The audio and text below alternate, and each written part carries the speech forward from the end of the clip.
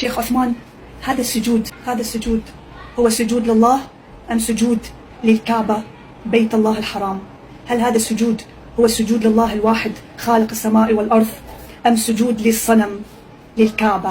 بصراحة النصرانية دي أحرجتنا. احنا ليه يا جماعة بنسجد للكعبة كده وبنعبد الأصنام؟ ليه يا جماعة؟ ليه ما بنعبدش خالق السماء والأرض؟ النصرانية الموحدة اللي بتعبد خالق السماء والأرض وما بتسجدش ولا لصنم ولا لأيقونة. النصرانية زعلانة منا علشان احنا بنعبد صنم، لدرجة انها بتوجه كلامها لمين؟ لأسد أهل السنة الشيخ عثمان الخميس. طيب عموما أنا لا أنا هجاوب ولا حتى الشيخ عثمان الخميس هيجاوب. هنخلي شبابنا الله يحفظهم ويبارك فيهم هم اللي يجاوبوا على حضرتك يا نصرانية. خدي معايا الشاب الأول الجميل ده، شوفي هيرد عليكي، يمكن تفهمي احنا بنسجد للصنم اللي هو الكعبة ليه، علشان تبقى على علم. بس اسمعي. أولا بفضل الله عز وجل في مسألة مثل هذه لا نحتاج إلى فضيلة الشيخ عثمان الخميس كي يرد عليك، بل أنا العبد الفقير إلى الله أرد عليك، ونسأل الله التوفيق لي وللشيخ عثمان الخميس ولكل عباده المخلصين. أولا نحن كمسلمين لا نسجد للكعبة، نحن نسجد لله الواحد الأحد الذي لا شريك له. أما الكعبة الشريفة هي قبلة المسلمين، هي وجهة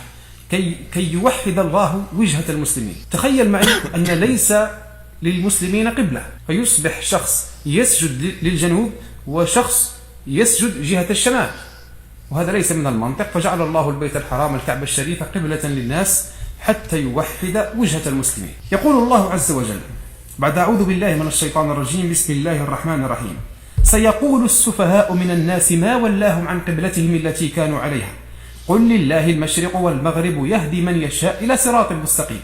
وكذلك جعلناكم أمة وسطا لتكونوا شهداء على الناس ويكون الرسول عليكم شهيدا وما جعلنا القبلة التي كنت عليها إلا لنعلم من يتبع الرسول ممن ينقلب على عقبيه وإن كانت لكبيرة إلا على الذين هدى الله وما كان الله ليضيع إيمانكم إن الله بالناس لرؤوف رحيم.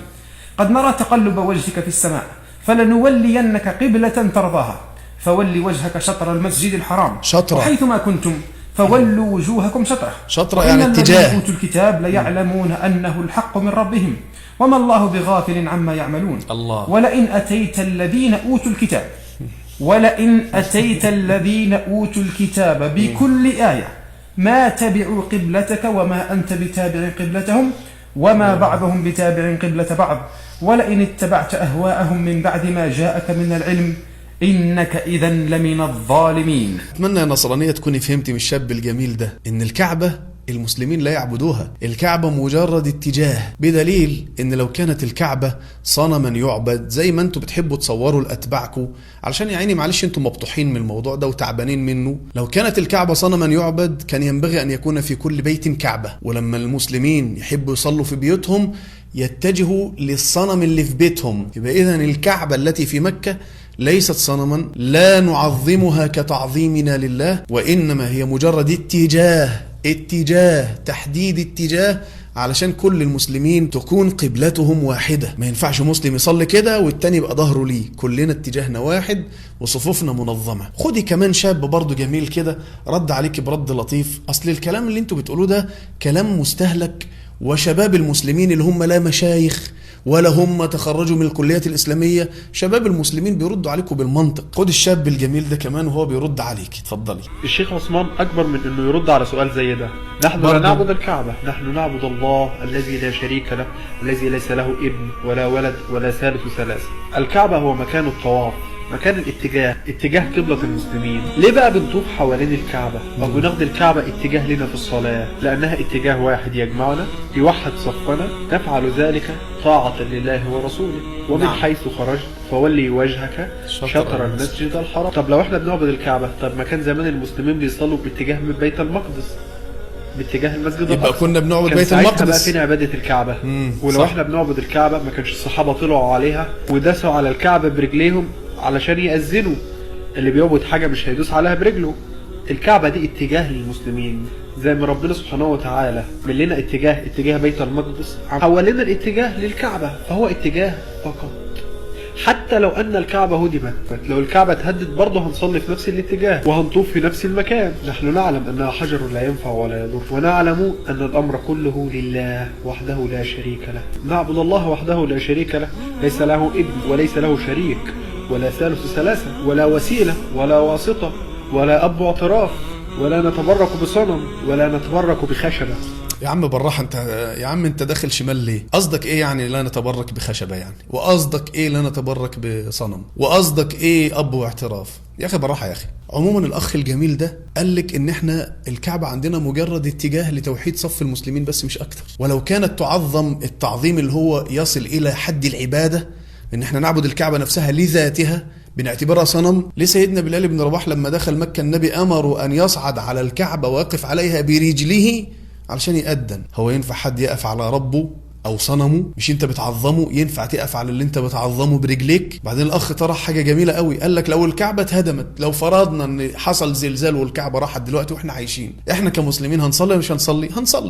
هنصلي فين؟ لنفس اتجاه الكعبه، لنفس اتجاه وجود الكعبه، لكن الكعبة باقية بإذن الله. أنا مقدر والله الحالة اللي انتوا بتكونوا فيها، لأن المسلمين حاطين عليكم شوية معلش. يعني دايما يسألوكم انتوا ليه بتسجدوا؟ زي مثلا في الصور اللي أنا هعرضها على حضراتكم في الشاشة دي، ده مثلا واحد بيسجد للبابا، ده ايه ده؟ السجود ده ايه حضرتك؟ والتاني هنا بيسجد لأيقونة، السجود ده ايه؟ يعني بيعملوا ايه؟ ده سجود لمين؟ هتقولي برضو الأيقونة دي اتجاه؟